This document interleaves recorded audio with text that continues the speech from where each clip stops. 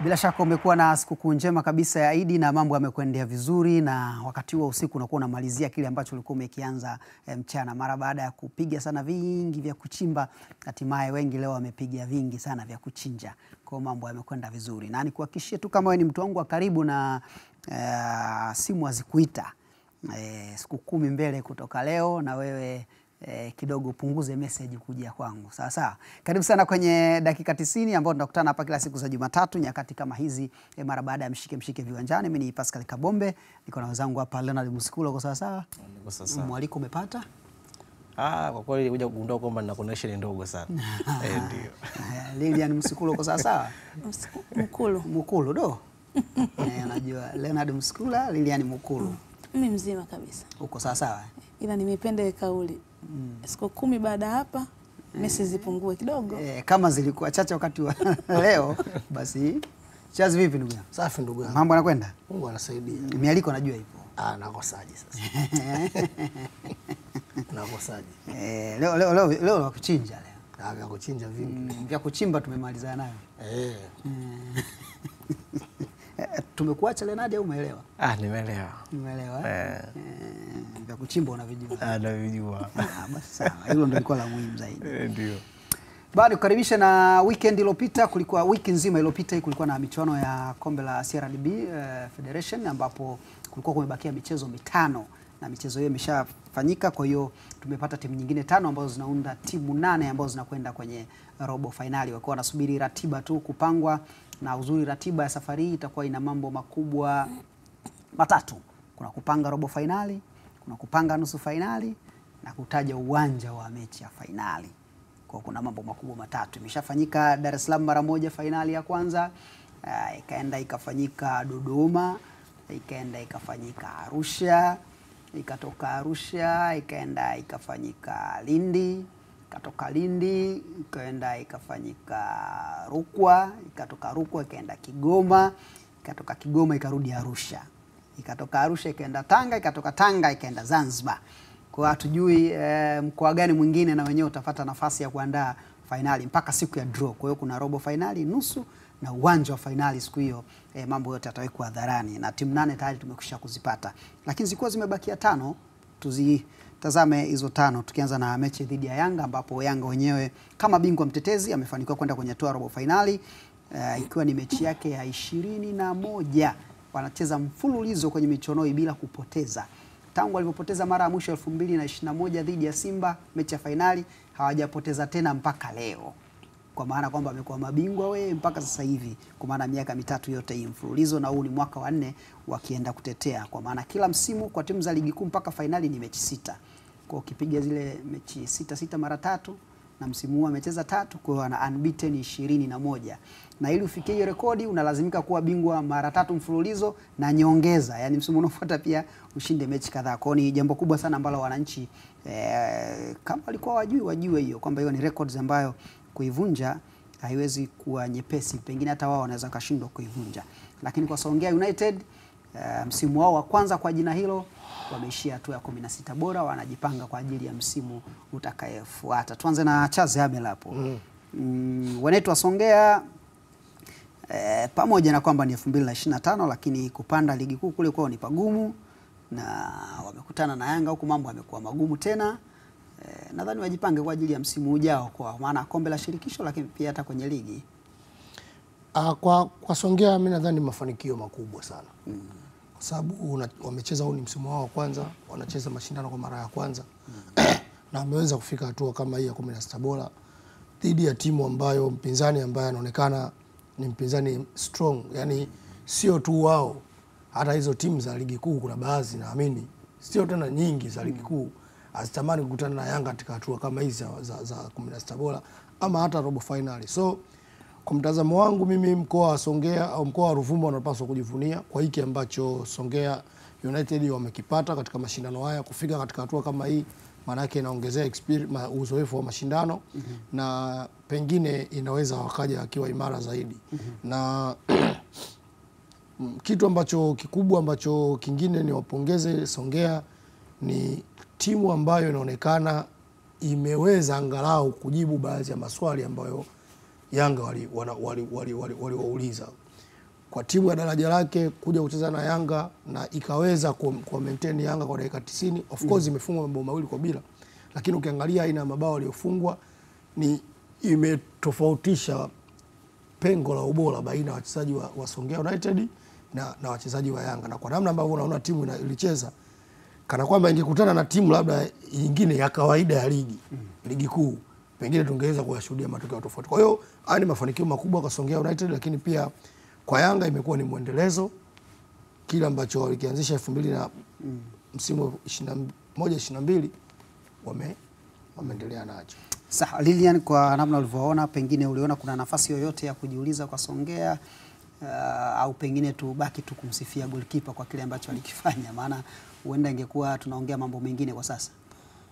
Mimi na mimi tuisifie timu nzima. Hii ni mara ya kwanza kushiriki katika tournament hii na performance ambayo ameonyesha ni kubwa sana. Yes, goalkeeper alifanya saves nyingi, ila hata ukitazama eneo lake la ulinzi wote unaweza kusema lilikuwa katika kiwango bora. Kuna wakati mwingine maswali ambayo yalikuwa anaulizwa na Young Africans alikuwa anaishia katika eneo la kiungo cha ulinzi na eneo lao la beki la mwisho. Kwa kwangu I believe here ni mafanikio kwao, na ukiangalia matokeo ambayo wamekuwa wakiyapata, inawezekana ikatengeneza njia moja hapo kuelekea performance bora kuelekea msimu ujao wa championship wakiwa wanaendelea kupambana kupanda ligi kuu. Okay, kwa upande wao na chochote? Kikubwa ni kuweza kuona jinsi ambavyo Yanga wameonekana kuendeleza huo ubora wao ukilinganisha na kwa upande wa Songea, na kwenye numbers unakuja kugundua baada ya ushindi wao mabao 2-0 wamefikisha mabao 95 kunako kuanzia ngao ya jamii, ligi ya mabingwa barani Afrika, ligi kuu mpaka ya mashindano. Kwa Yanga wameonekana kuwa namba nzuri kwa swala la kufunga, na golikipa alionyima mabao mengi zaidi, pengine wangeshinda mabao mengi katika mchezo. Kwa hivyo ni performance nzuri kuona mabingwa watetezi wakiwa wanaendelea kutokuwa ni taji lao ambao walichukua msimu uliopita. Tuanzie hapo kwako Leonard Muskula, kwa mchezo wa Simba, Simba na Big Man. Wengi wanasema Simba wamecheza vibaya. So unajua kwa mtu ambaye hajaona alafu timu imeshinda ukisema wamecheza vibaya wakuelewi. Wengine wanasema hapa na Big Man waliamka vizuri au waligundua nyanja ya Simba. Wao uliuonaje mchezo wa Simba na Big Man kwa namna ulivyotazama wewe? Ya kwanza title ama swali kubwa ni kujiuliza binafsi kwamba kwenye mpira wa miguu kucheza vizuri ni kucheza kwa staili gani? Yani nini maana kucheza vizuri kwenye mpira wa miguu? Jambo la msingi sana. Kuna kucheza vizuri alafu kuna kupata matokeo. Nafikiri baadhi ya watu huwa kidogo wanakaa upande mmoja akiwa hawana kitu cha upande mwingine, kwamba matokeo walikopo nayo lakini timu inacheza vizuri, ama tumepiga mwingi lakini matokeo hatujapata. Lakini kwenye football kucheza vizuri maana yake ni kwamba kwangu mimi kimtazamo ni kwamba unamiliki mchezo kwa asilimia kubwa. Ina maana kwamba umemiliki mchezo kuliko mpinzani, kwa sababu mpira wa miguu ina maana kwamba kwa asilimia kubwa ili uweze kupata ushindi una asilimia kubwa kumiliki mchezo, lakini pia unafanya mambo ya kiufanisi kwa maana ya kwamba unazuia vizuri, lakini pia unashambulia vizuri, lakini pia unafunga mabao kwenye soka, na ndio lengo kubwa kabisa la mpira wa miguu, maana ni kufunga. Kwa sasa Simba kwa jinsi ambavyo ilicheza ule mchezo, ukimwambia mtu kwamba Simba haikuwa na mechi nzuri ama kucheza vizuri, lazima pia uweze kuangalia zaidi kiundani. Je, kuna mambo ambayo alikuwa hayafanyi kiufanisi kwa kiasi kikubwa? Je, lazima ujue mpango wa mwalimu ambao ameingia nao ama ana lengo nini kwenye mchezo. Kumbuka Simba anahesabu mbele kwamba ana mechi ya kimataifa, si ndio, dhidi ya Al Masry. Kwa mwalimu ameingia kwenye mchezo akiwa ana timu yake iwe na tempo gani kiwanjani, wacheze vipi, mechi wa drive kiasi gani. Lakini pia unaweza ukaona maybe kuna mabadiliko ambayo mwalimu kayafanya labda katika eneo la Costa kwanza ambacho amekuwa ametumia kwenye mechi zilizopita, lakini je ambao wameingia wamekuja kuongeza kitu gani kipya. Kwa hiyo mimi ukiniambia ninaona kabisa kwamba Simba kucheza vibaya kwenye mchezo. Yawezekana kwamba mtu utamani uone kufanya zaidi, lakini sababu alishinda nyingi zile 6 ngapi, lakini kwangu mimi Simba hajacheza vibaya. Nafikiri ni mwalimu na ushindi wa Dodoma uliwa twist watu wakajua sasa hawa watakufa 12. Walifikiri labda watakufa 12, lakini hapana. Kwenye football lazima umheshimu mpinzani na usije ukafikiria kwamba unaweza kwenda kumfunga. Kwa mfano fikiria kama wameweza kuifunga Dodoma timu ya ligi kuu goli 6, Big Man wangefunga goli ngapi? Kwa kwenye football sometimes sio na matokeo yao kwamba tumeifunga timu ya ligi kuu goli 6 basi Big Man tulipaswa kufunga goli 6 8. Hapana, hii ni football. Yawezekana mwalimu alikuwa shamba ambacho anachokitaka, timu kaiweka chini, akatamani. Unajua nitakwambia kitu moja Pasuka Bombe, mimi nachokiamini kwa ile mechi kuna kitu ambacho Fadru alikuwa anajaribu kukifanya kujitengeneza timu ya dhidi ya Al Masry. Utakwambia kitu gani? Moja, alikuwa alalamiki timu Simba ikipoteza mipira, ila alikuwa alalamika Simba ikishindwa kurudisha mpira kwa sekunde chache kama unaangalia. Kwa alikuwa anaitumia hii mechi ya big man kuitengeneza Simba ambayo inaweza kucheza na Al Masry. Yaani kwamba lazima angalie kama timu kama hii daraja la design hii, tukipoteza mpira tunafanyaje, tunakabaje kwa speed kwa kiasi gani, tunakuwa very aggressive ama tunawaangalia. Lakini pia ukiangalia mashambulizi mengi ya Simba alikuwa anatengenezwa baada ya big man kupata mpira kwenye zoni yao, Simba wanakwenda kukaba yale maeneo kwa haraka zaidi. Hawana kaba mtu.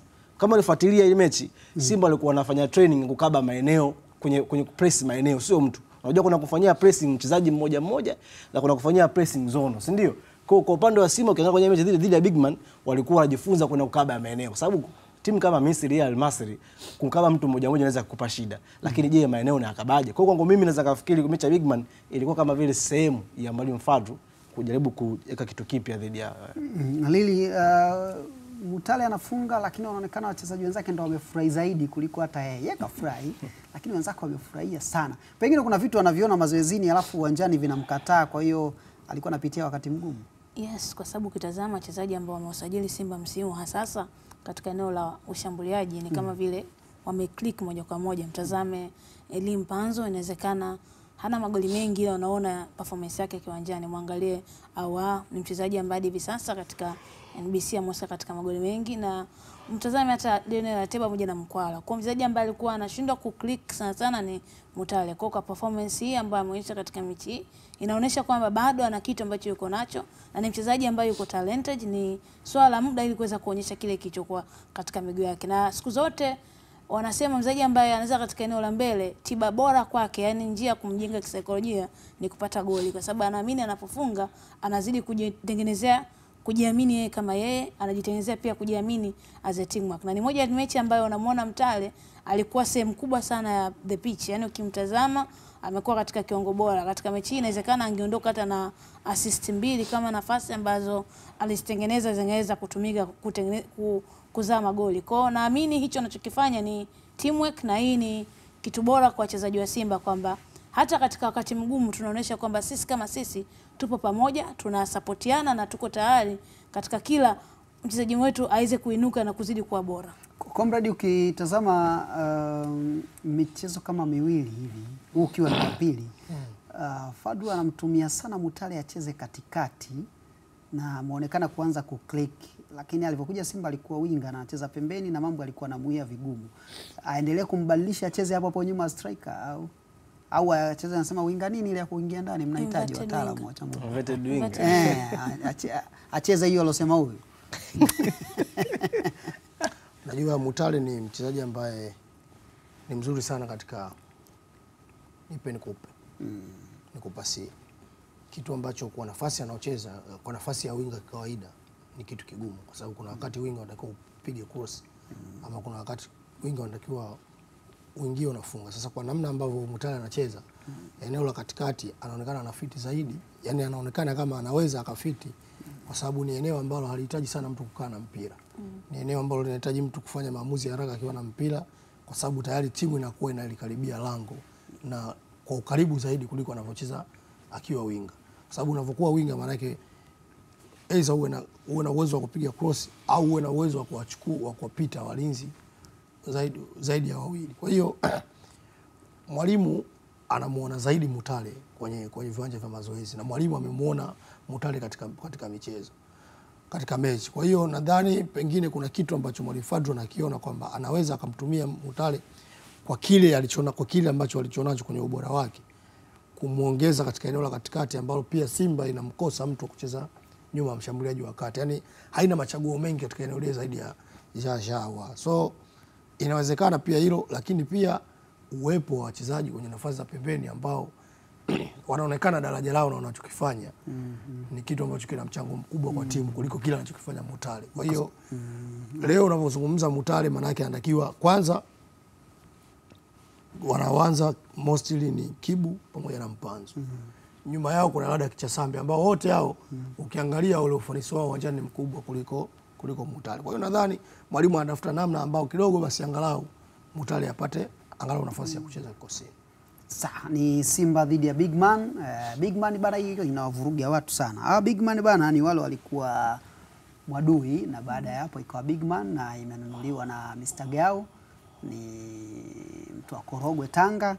Kwa hiyo timu ni ya Tanga, lakini Mkwakwani iko kwenye marekebisho. Kwa hiyo Coast Union wakaenda Arusha, African Sports wakaenda Morogoro, na Bigman hawa walivyonunuliwa uwanja tayari uko kwenye marekebisho. Kwa hiyo walitoka Shinyanga wakaenda Lindi. So kumwambia mtu timu ya Tanga hakuelewi, lakini ukweli ndio huo. Bigman ni timu ya Tanga, iko chini ya Zuberi Katwila, mkurugenzi Mr. Dau yuko pia na timu hiyo. Kwa hiyo habari hizo kidogo uweze kuzielewa kwa sasa. Kwa ndugu zetu waandishi pia mnaweza mkachukua hizo taarifa. Tukitoka hapo, kulikuwa kuna mechi nyingine ya Tabora dhidi ya Kagera ambapo ilimalizika kwa sare ya 1-1 na baadaye Kagera Sugar kushinda kwa mikwaju ya penalty 3-5. Ilikuwa ni mchezo wa 3. Anafanya vizuri Juma Kaseja kama kocha mkuu wa timu hiyo ya Kagera Sugar. Tabora United mwenendo si mzuri sana tangu mechi na Singida, mambo ya kwenda mazuri mpaka kocha akaondolewa. Timu ya Tabora akaeleweki kama yupo hayupo, inaenda inarudi na nini. Lakini ndio hivyo, wamekutana tena na kipigo nyumbani kwao kutoka kwa Kagera, na wameshamtangaza kocha mpya anaitwa Mang'ombe. Bwana Mang'ombe, Mzimbabwe yule, ndo amekwenda kwenye timu hiyo ya Tabora.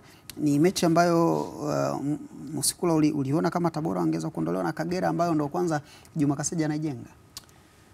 Kwanza mimi nita declare the interest. Yani Juma Kaseja very brilliant performance kwa upande wake, hasa baada ya kuruhusu bao Kabombe. Yani unajua baada ya kuruhusu bao la mpira kutengwa, bao la mapema kabisa kwenye kipindi cha kwanza likifungwa na Andy Bikoko, ulifikiri kwenye makaratasi Tabora wangeendelea kudominate ile mchezo. Lakini kumbe ndio walikuwa wanakwenda kuwamwagia maji baridi kwamba Kagera waamke.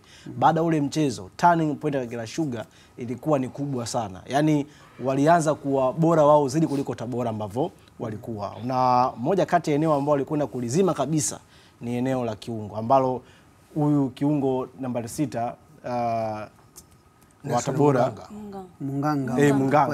Moja kati ya viungo ambao ndio wanaanzishaga makali ya Tabora katika eneo la kiungo. Samani, huyu Munganga mechi ya Simba na Vita alikuwepo. Ndio kapteni wa alikuwa kapteni. Na muendelee. So moja kati ya eneo ambalo Kagera alikwenda kulifanyia kazi ni eneo la kiungo, likamfanya Munganga kama unaangalia mechi vizuri. Baada ya Kagera kuruhusu bao alafu akaichukua mechi, Nelson Munganga hajaonekana tena kutengeneza mashambulizi chanya kwa upande wa Tabora. Kama utakuwa unafuatilia vizuri Tabora United, angalia mechi yao dhidi ya Yanga, angalia mechi yao dhidi ya Azam FC, Nelson Munganga ndiye mchezaji ambaye amekuwa anapoka mpira alafu anapiga pasi zenye macho kwenda kusogea juu. Sasa kwenye mechi baada ya Kagera Sugar kuchukua hii mechi, Nelson Munganga akashushwa chini zaidi, yani kwa timu asogee juu. Sio kama anapenda, ila Kagera walishia kuja kukava yale maeneo ambayo yalionekana kuwa anaweza kumpa nafasi huyu jamaa acheze. Lakini baada ya hapo angalia ili bao limetokana baada ya alikuwa ni Makambo alipoteza mpira. Sasa hili bao linafungwa kwa ufanisi wa vitu viwili tu. Yani quick reaction, pass zenye macho, cross ambayo inapigwa, alikuwa kwenye eneo sahihi, beki nambari 2 wa Kagera Sugar walikuwa overload eneo, angalia yupo kule peke yake free zone. Baada ya Tabora kupoteza mpira walikuwa wameingia ndani. Yes, bena kupiga cross, superb goal. Kwa hiyo ukiangalia Kagera Sugar kazi kubwa wameenda kuifanya ni baada ya kuruhusu bao, lakini wakajua eneo ambalo tukiliacha zaidi ni eneo la kiungo na wakapata mechi nzuri sana. Nafikiri baada ya hapo Tabora alikuwa na mechi ngumu sana ya kufanya, na Kagera walifanya mashambulizi mengi ambayo kama wangekuwa na ufanisi zaidi wangeweza kumaliza mechi katika dakika 90 za mchezo. Nadhani Mahundi kwenye top 10 ya wachezaji waliocheza ligi muda mrefu, kila mwaka yuko active, atakuwepo. Yupo. Sidhani kama wamemzidi kwa sababu Ashanti to Coast ile. Ashanti Coast. Toka Ashanti kwenda Coast. Akaenda Azam. Akuchezaga Majimaji. Ndanda. Kutoka Azam akaenda EF. Lakini I think kwa sasa mchezaji ambaye amecheza muda mrefu ni Erasto. Erasto, Yes. Na Kevin Yonda. Erasto alikuja 2008 kutokea Vital, si ndio? Baada ya Azam kupanda ligi kuu. Baada ya Azam kupanda ligi kuu. Lakini kuna Kelvin Yondani ambaye tangu 2006. Yondani. Yondani ametimiza miaka 20 kwenye Premier League. Kwa hiyo kama amefikia, kwa sababu alikuwa anashikilia rekodi ya kucheza muda mrefu alikuwa ni George Kavila ambaye alicheza kuanzia 97 mpaka 2018. 2028. 2020 kama sikosei. 19 au 20 ndo akatundika Darua. Kwa hiyo nadhani baadaye then alikuwa Diki Daudi ambaye alicheza kwa Mbekia kuanzia 2003. Kacheza then naye akatundika Daruga. Kwa hiyo ni mwendelezo wa kujitunza kwa Joseph Maundi. Kwa sababu ukiangalia kwa nafasi anayocheza, unajua nafasi za mbele rahisi sana kuchoka. Yaani ukimzungumzia Kavila au ukimzungumzia Juma Kaseja au ukimzungumzia Dickson Daudi, wao wanaweza wakacheza muda mrefu kulingana na nafasi zao. Lakini ukiangalia kwa mtu kama Maundi, nafasi anayocheza inahitaji mikiki mara nyingi wachezaji wanawahi kuchoka. So ni jambo ambalo linastahili pongezi, na Maundi anapofanya hivi, kuna mtu mmoja anaitwa Heri Mzozo. Heri Mzozo anaamini mpaka leo Joseph Maundi anastahili kucheza hizo timu tatu kubwa za nchini. Bana, tutoke kwenye mchezo huo tuenzetu kule Lake Tanganyika Kigoma, ambapo Pamba wamelipa kisasi mara baada ya kufungwa pale Lake Tanganyika kwenye ligi kuu, na wenyewe wamerejea wakawafunga na kuwatoa timu ya Mashujaa. Mashujaa msimu uliopita kwenye hatua kama hiyo waliwatoa Simba kwa mikojo ya penalty baada ya sare ya 1-1. Wakawatoa Simba, wakaenda robo, wakakutana na Ihefu ambao sasa ni Singida, na wenyewe shughuli yao ikaishia hapo. Lakini msimu huu pale pale wametolewa na wao na timu ya Pamba. Lili, haikutabirika sana. Moja ya timu ambazo zilikuwa zinaonekana zingeenda ni Mashujaa na Tabora. Tabora tushawazungumza. Mashujaa wao ulikuwa unaona Pamba wakishinda? Cha kwanza Mashujaa tangu naweza kusema dakika za mwishoni ambazo Baresa alikuwa kocha mkuu wa Mashujaa, performance yao haikuwa performance ambayo inaridhisha. One thing ambacho tumeshtuka ni kwamba Pamba Mashujaa ilikuwa katika uwanja wa nyumbani, ila ukitazama mechi yenyewe Pamba ilikuwa katika better side. Hata katika aina ya mashambulizi ambayo Pamba ametengeneza uwezo ukafanya compare na mashambulizi ambayo Mashujaa wametengeneza. Kitu kimoja ambacho Pamba naamini katika dirisha dogo ni moja ya timu ambayo at least unaweza kusema kuna sehemu kubwa sana maboresho ambayo ameyafanya imeweza kuwalipa sasa katika eneo lao la mbele. Unajua pale nyuma unaona Yona Amos pamoja na wainzie wote walikuwa katika kiwango bora, ila katika eneo lao la ushambuliaji ni timu ambayo ilikuwa ni ngumu sana katika utafutaji wa matokeo. Ila ukitazama namna ambavyo wanatafuta matokeo, hata ukitazama aina goli ambao amefunga dhidi ya Mashujaa, unaona ubora wa Pamba umeongezeka. Ni mpira mrefu ambao unatoka katika eneo la katikati. Wachezaji wa Mashujaa wakiamini kwamba winga ambaye ametoka katika pembeni ameotea, ila alikuwa katika onside, akaweza kukimbia na mpira na wachezaji wenzao wakaongezeka katika idadi ya namba. Ndio pale ambapo tunasema unapata advantage ya kuwa na idadi sawa ya watu katika eneo sawa, kwa sababu walikuwepo watu wawili mbele wa Mashujaa, wachezaji wawili pia wa Pamba mbele. Kwa maana yake nini? Yote ambaye anaweza kuzembea na mtu ambaye anaweza kuwini mpira. Pia beki lazima kidogo apewe lawama kidogo, kwa sababu jinsi akati wanakimbia kuingia katika kukimbia box, walikuwa wote katika engo moja, yani hawapishani sana. Ghafla unaona beki anapunguza ile speed alikuwa anakimbia nao na anamwacha mfungaji. Kipa hesabu zake kufuata ile ule mpira. Unajua goalkeeper kwa mpira ambao unamtazama goli, it's either yajaribu kupunguza eneo, yani anachotaka goalkeeper ni kupunguza ile eneo la goli. Ila sasa mpigaji na yeye lazima tumsifie. Wakati goalkeeper anakuja, yeye akauchopo mpira kwa juu, na hiyo ndio ikawa nasema faida kwake. The moment ambao goalkeeper Yesu unatokea kutoka, kuna mawili. Kuna kutoka ukapata mpira na kuna kutoka kukutana na dhama. Kwa inawezekana goalkeeper alikuwa na intention nzuri kwamba anajaribu kutoka ili aweze kupunguza yule ukubwa wa goli kwa mshambuliaji, ila mshambuliaji naye pia aliona sehemu gani apeleke mpira ambao ni sahihi kwake. Kombe pale kurusha mguu au mkono, vyote vile havikufanyika kwa sababu mpira ambao unaona hufiki kwa haraka, either tackling au mikono, utafute favor ya muamuzi umechezwa foul. Hajafanya vyote. Nadhani kulikuwa na changamoto, kulikuwa na mpungufu kwa goalkeeper, kwa kipa. Lakini pia hata ukiangalia wakati mpigaji anakwenda Lili anazungumzia anapiga cross. Yani kwanza kwenye cross golikipa kama cross huna uhakika nayo kwamba mpira unaweza ukaucheza. Ni bora ustick katika eneo katika position yako. Yani hiyo mbali kweli. Hiyo moja. Lakini mtazame golikipa mashambulizi ya namna hii. Bali unaona pinpoint moja hatari. Yani pinpoint ile pasi. Yani mtazame golikipa ni kama alikuwa anategemea zaidi, yani amelala. Mashambulizi kama haya golikipa anatakiwa ujitanue. Yani unaongeza ukubwa wa mwili wako. Yani kumpunguzia option mpigaji. Na kama umeona amna golikipa ambaye anaweza kama mfano mzuri wa kuokoa mashambulizi kama haya kama Djigui Diarra. Yani ni golikipa ambaye anaweza akakuza umbo lake. Sasa ukiangalia golikipa katika hili shambulizi hakukuza umbo, mtazamo. Alienda kama kukaba. Umeona? Yani kaenda yani kama anaenda kucheza ule mpira na miguu. Lakini kama angekuza ukubwa wa umbo lake, pengine ingewezekana angeweza unasema kwamba angeenda hivi kama namna Diarra tanua. Sawa. Bwana, tunakwenda kwenye mapumziko mafupi, tukirudi utapitia timu 8 ambazo zimeshaingia kwenye robo, tutakutajia zote 8, alafu baada ya hapo tutakwenda kwenye timu ya taifa imecheza, lakini kuna mechi ya Simba na Al Masry, lakini pia championship na kwenye pia kumenoga. Usiondoke.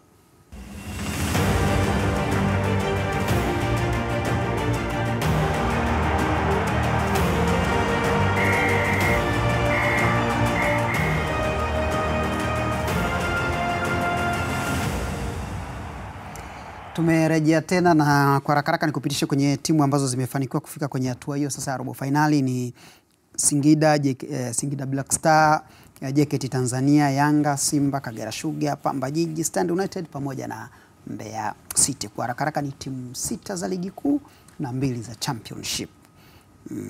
Sasa unaweza kufikiria mbona za championship chache? So chache. Ligi kuu kuna timu 16. 10 hazimo. Kwa hiyo kusema championship ziko chache au sio chache? Yes, of course. Na ukiangalia ni mashindano ambayo timu 2 kati ya 4 ambazo zimeshawahi kuchukua taji hazijafanikiwa kuingia robo finali. Kwa hiyo imagine kwamba kwa hizo timu kwa mfano kama hizo championship zinaweza kufika sehemu ambako bingwa mmoja ameshindwa kufika kwa mashindano. Kwa hiyo sio kazi nyepesi of course. Na wamejitahidi sana hadi kufika hapo palipo, kwa sababu ukiangalia hizo timu za championship ambazo zimefika hapo hazijapita yani hazijafika labda kwa kubahatisha. Kuna milima ambayo imevuka mpaka imefika hapo zilipo, na kuna baadhi ya hizo timu za Premier League zimeondolewa kwenye mashindano na timu za championship. Ikiwemo mwana finali msimu uliopita na Mbeya City. Sasa ndo hapo unapoona kwamba kamtoa Mbeya City, kamtoa mwana finali na aliyekuwa kwa bingwa, yani mabingwa wawili historia wameondolewa na Mbeya City. Na kitu ambacho kimenifurahisha ni kwamba baada ya Mbeya City kumtoa Azam, yani kama tukio ambalo limefanya limegeuza kitu kwenye mpira wa Mbeya. Sana. Yani baada ya tukio lile mahudhurio ya mashabiki kwenye mechi za Mbeya City sasa hivi yamekuwa makubwa. Yani yamekuwa makubwa. Ni kama kuna hamasa fulani imerudi kwa watu wa Mbeya. Kabisa. Na mechi kubwa iliyoweka records nje ya Simba na Yanga kwa Azam FC ilikuwa ni nje ya Simba na Yanga ni mechi ya Azam FC waliocheza Mbeya. Msimu Azam anakuwa bingwa. Ile ndio ilikuwa na watu wengi sana ukiacha zile za Simba na Yanga. Kwa hiyo Azam bana wana sehemu yao Mbeya City pale kuhakikisha hamasa inarudi. Wamekuwa na mchango mzuri kwa Mbeya City. Tukiachana na hizo tubaki hapo kwa kina Mbeya City hapo na Stand United Championship ambapo sasa imefikia patamu, na siku ya Jumapili timu ya Mbeya City walicheza na Stand United ambao walikuwa wametie point, wote walikuwa na alama 52. Wakacheza na shughuli ikabadilika pale, watu wakaanza kuachana. Sasa Mbeya City ana 55, Stand kabaki na 52, na chini yake wako pale Geita Gold na alama zao 50. Kwa hiyo kuna 51. Kwa hiyo kuna hali fulani hivi ya kuachana chana, ni 51 Geita. Msimamo kama ambavyo unaonekana hapo kwa Lili ukiangalia pale mpaka namba 6 kwa Mbeya Kwanza anaweza kufikisha alama 60. Lakini kwa mahesabu ya kupanda kwa Mtibwa Sugar, Mtibwa atakuwa ashinde mechi 3 apate alama 69. Anakuwa amepanda. Kwa sababu Stand United ukimwongezea alama 15 tufanye kashinda zote. Kwa sababu timu zinapanda 2 kwa unaanza kumpigia hesabu mtu wa 3. Stand United akishinda mechi zote atakuwa na alama 67. Mbeya City Mtibwa akishinda mechi 3 anakuwa na 69. Kwa akishinda 3 tu yeye kapanda. Kwa sababu mtu pekee ambaye anaweza kumfikia ni Mbeya City ambayo hiyo sio shida kwa sababu mnapanda wawili. Kwa kwenye mechi 5 Mtibwa atakuwa ashinde 3. Na katika hizo mechi 5 ana mechi 2 nyumbani. Ana mechi 2 nyumbani, kwa hiyo inawezekana. Bana Mtibwa kaenda? Mtibwa ameenda. Mathematically kwa hisabati Mtibwa bado hajaenda. Mtibwa bado hajaenda kwa sababu ukiangalia gap kati yake na hata mtu wa 5 ni tofauti, ni pointi 13. Ambapo pointi 13 na kwa idadi ya michezo ambayo imebaki 5 lolote linaweza likatokea. Lakini kimpira tunasema Mtibwa ana nafasi kubwa ya kwenda kwa sababu miongoni mwa wapinzani wake wana michezo wenyewe kwa mfano Stand ana mechi na Geita. Stand ana mechi na Geita. Geita ana mechi wenyewe kwa wenyewe. Kwa hiyo wanafukuzana wenyewe kwa wenyewe. Mbeya City ana mechi na Geita pia. Ndio maana akasema kwamba na bado kuna wakina big man hawa ambao wanawania kucheza nafasi za playoff. Akina TMA bado wana mechi ambazo zikazikutanisha timu hizi zenyewe kwa zenyewe.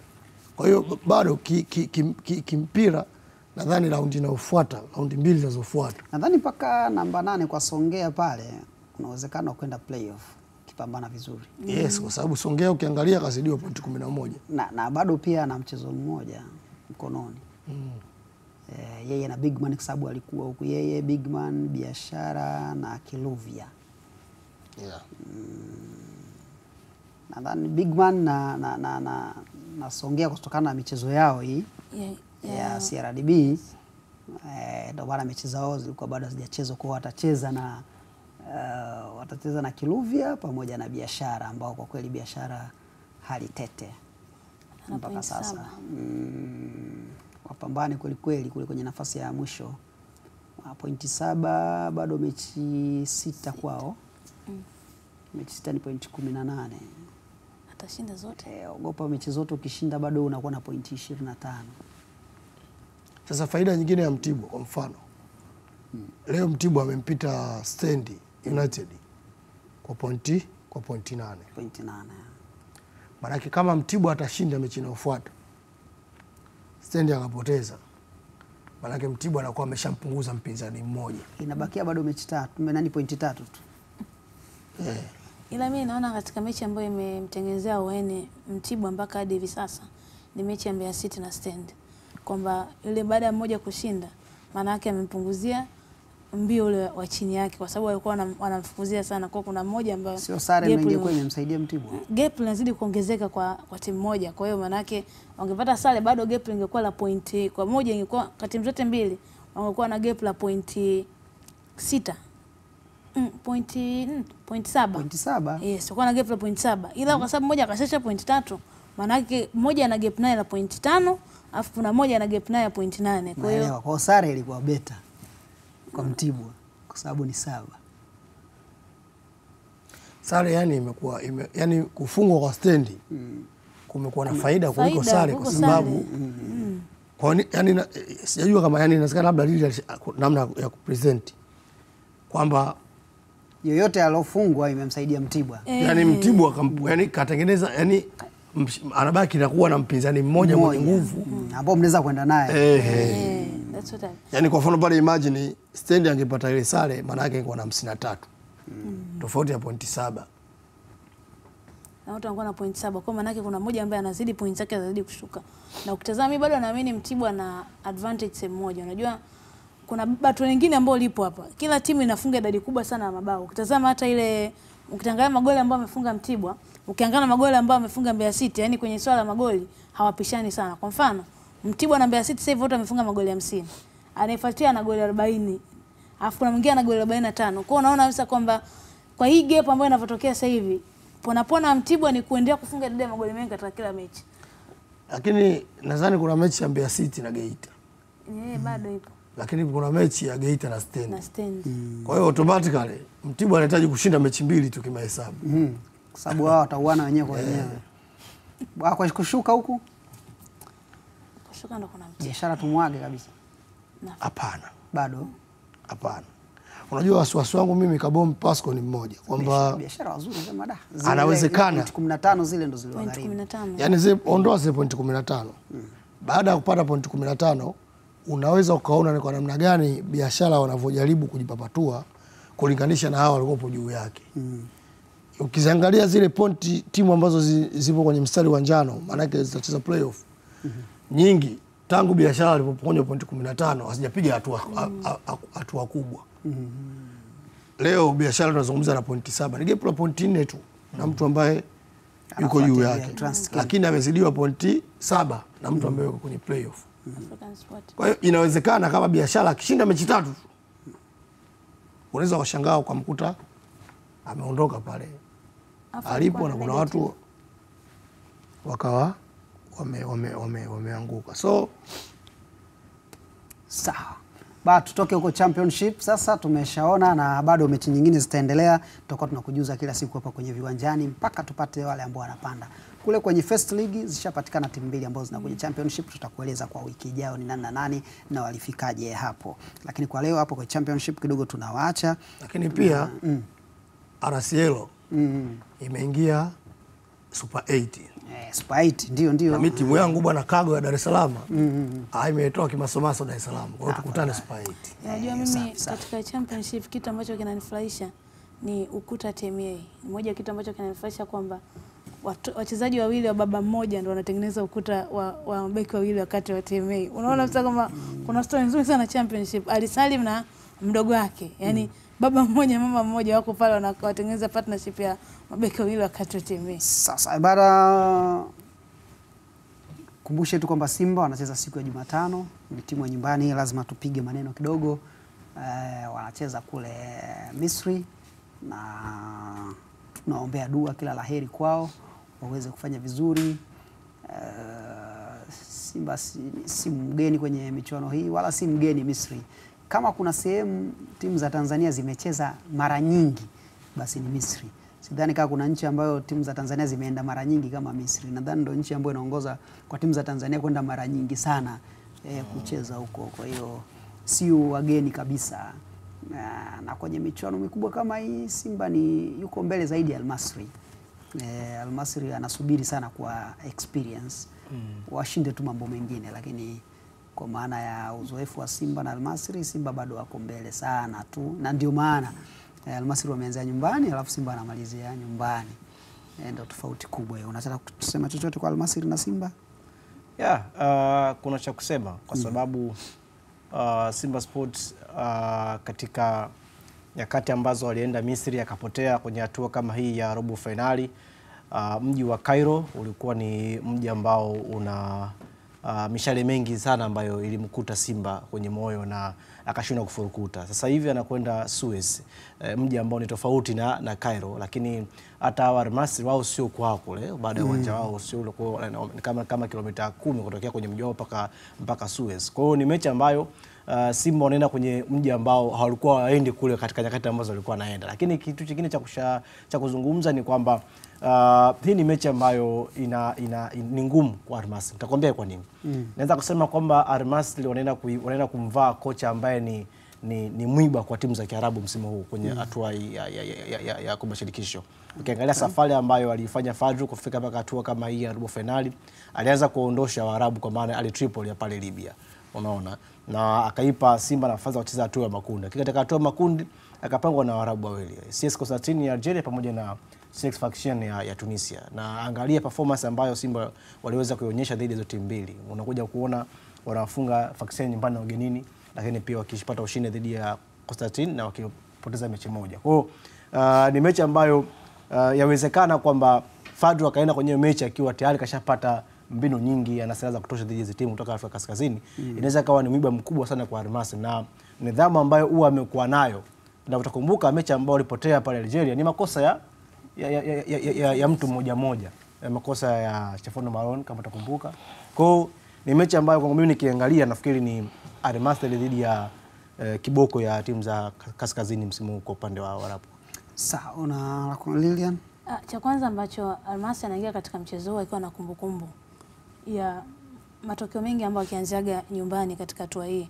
Last season alianzia nyumbani akapoteza katika hatua ya ugenini. Kwa hiyo naamini kabisa inawezekana hii kaongeza ugumu au chachu kuelekea katika mchezo. Pia kumbukumbu ambayo ako nao, nakumbuka mwaka 2018 kama sio 19 kati Welcome at the Shores of Emmanuel Arnold Okwi, moja ya performance bora sana ambayo ilionekana na wakatoka sare na magoli 2-2 na ukaona performance ambayo ilitokea. Kwa hiyo kuanzia ugenini kwa Simba inawezekana ikawa ni advantage bora sana kwao kulingana na performance ambao Al Masry ambao wako nao katika viwanja vya ugenini. Ila kitu kikubwa ambacho nakiona ni ubora ambao umeongezeka katika eneo la ulinzi la Simba. Unajua moja ya sehemu kubwa ambao kwa msimu huu unaweza kumpongeza Fadru ni namna gani ambavyo ametengeneza eneo bora sana la ulinzi katika timu yake. Wamekuwa katika kiwango bora na hicho inawezekana ikawa ni faida. Pia ana wachezaji wengi ambao wanawezekana akawa ni mwiba kwa Al Nassr kwa sababu ukitazama kwa miaka hivi karibuni timu nyingi za Kiarabu wamekuwa bora katika aerial balls. Ila angalia mtu kama Shamo Karabwa, ubora wake wa kucheza mipira ya juu, muangalia Braza Kamza. Kwa inawezekana hii miba au silaha hizi ambazo yuko nazo Fadru kaongeza ugumu au chachu kubwa sana kuelekea katika mchezo huu. Sasa ukitazama wanaenda kucheza katika timu ambayo katika kundi lake wameshika nafasi ya pili. Bado naamini Simba anaweza wakaonyesha kitu na kuweza kufuzu katika hatua ya nusu finali. Bana, muda unatukimbia kweli. Mwandamizi kama una jambo utaongezea, lakini acha nisome kwanza michezo ya ligi kuu kurejea siku ya Jumatano. Jumatano kutakuwa kuna michezo kadhaa inachezwa, kutakuwa kuna michezo 4 bila shaka. Kutakuwa na mechi ya saa 8 ya mapema kidogo ambapo Pamba Jiji watacheza na Namungo kule Mwanza. Alafu saa 10 sasa kutakuwa kuna michezo 3 saa 10. Kutakuwa na mechi ya Fountain Gate wanacheza na Singida Black Stars. Hii mechi itakuwa Azam Sports 2. Alafu saa 10:15 hiyo kutakuwa na mechi ya Tanzania Prisons, KMC na Prisons saa 10:15. Alafu kutakuwa na mechi ya Tabora na Yanga saa 10:15. Mechi 4 hizo, 3 saa 10:15, moja ya saa 8 ya Pamba Jiji na Namungo. Chaz. Mechi kweli hizi Yeah, of course ni mechi. Unajua hakuna mtu ambaye anaingia katika hizi mechi akiwa yuko katika eneo la comfort zone. Ukiangalia mchezo kwa mfano kama Yanga na Tabora, ni mechi ambayo Yanga anahitaji kushinda ili aendeleze ile kukaa kileleni mwa msimu, yani kujihakikishia kileleni mwa msimu wa ligi, lakini pia kujua katika mazingira mazuri kwenye mbio za ubingwa. Lakini Tabora ni timu ambayo katika siku za hivi karibuni hajapata matokeo mazuri. So inahitaji ushindi ili kwanza kurudi katika mstari wake ambao imeyumba kidogo. Lakini pia ni timu ambayo ya kwanza yani ilipata ushindi dhidi ya Yanga msimu. Ya kwanza ilikuwa ni Azam FC. Tabora baadaye akaja kumfunga Yanga. Sasa kupata ushindi katika mchezo kama hii maana yake inatengeneza morali ya timu hizi za daraja la chini. Lakini ukija katika hizi mechi kama Namungo na Pamba, ni mechi ambayo inakutanisha timu ambazo hamna hata moja ambayo ipo katika nafasi salama kwenye msimamo wa ligi, kama ambayo hiyo mechi nyingine ambayo inakutanisha Tanzania Prisons watakuwa KMC hapo Mwenge. Wanakutana na KMC ambayo KMC yenyewe nayo imekuwa haina mwenendo mzuri. Sasa kwa dakika moja Lili kwa michezo hii. Cha kwanza ni mechi ambazo kila mmoja ana kitu anachokitafuta. Yaani kila mmoja ana sehemu ambayo anatakiwa aweze kutoka au kuweza kufika. Kwa hiyo kutakuwa na ugumu wake na ubora ambao umezidi kuongezeka. Tokea mwanzoni kwamba moja ya timu ambayo naamini ile timu yao mzunguko wa kwanza isingebadilisha, yani hakutamani kuwe na dirisha dogo ni Tabora. Kwa nini? Ukitazama namna gani timu yao imeweza kuwa imevunjwa katika maeneo mengi sana. Na pia ukiangalia mechi dhidi ya Namungo na Pamba, hizi ni timu mbili ambazo zote zinapambania kubaki katika ligi kuu. Kila mmoja akiwa anapambania sehemu yake. Namungo akiwa anapambana atoke kwenye hatua ya asicheze playoff, na unaona Pamba naye anapambana atoke kule chini ambapo alipo. Na KMC unaona kabisa na yenyewe bado wana kazi kubwa sana ya kufanya. Tangu ujio wa kocha mpya hadi hivi sasa wameshinda takriban mechi moja tu ya ligi ambayo ilikuwa ni dhidi ya Singida. Kwa hadi hivi sasa bado wananyoa wanatafuta ile gia namna gani tuweze kuwa bora. Kwa hiyo katika kipindi hichi ambacho wamepumzika, naamini kuna vitu ambavyo kocha amevifanya, kuna maboresho ambayo yamefanyika, wanatamani na wenyewe watoke pale walipo. Sasa kwa nusu dakika, maana muda umetukimbia. Kwangu mimi naweza kusema kwamba mechi nzuri ya kuangalia pia kwa upande wa Yanga na Tabora. Yanga wataka walipe kisasi kupoteza nyumbani, lakini pia timu ambayo imeanza duru ya pili kwa ufanisi mkubwa ni Pamba Jiji FC. Kwa hiyo nafikiri ni nzuri pia na kuweza kuangalia wanakuwa na maendelezo gani dhidi ya Namungo ambayo ya Mgunda ambayo imeshuka sana katika kiwango chake. Mechi zote inaonekana zitakuwa nzuri na zitakuwa bora sana, na kwa kweli mechi zote hizi ni nzuri na za kuzifuatilia kweli. Lakini moja kati ya vitu ambavyo utakiwa kusahau ni kwamba wasema bora hasira ya tajiri kidogo kuliko ya maskini. Maskini bwana hasira zake anakuwa hajali kitu. Kwa hiyo vita hii ya Pamba na Namungo kule chini, uzuri mechi yake ile haingiliani na mechi yoyote, wanapigana kwanza wao wenyewe, wakimaliza wengine watacheza saa 10. Kwa ni mechi ambayo hebu anza nayo, alafu baadaye utachagua katika zile tatu uangalie timu gani, mechi gani, lakini ile ya saa 8 hebu anza nayo. Mimi ni Pascal Kabombe kwa niaba ya wote ambao walishiriki kuandaa dakika 90. Uwe na weekend njema, siku njema.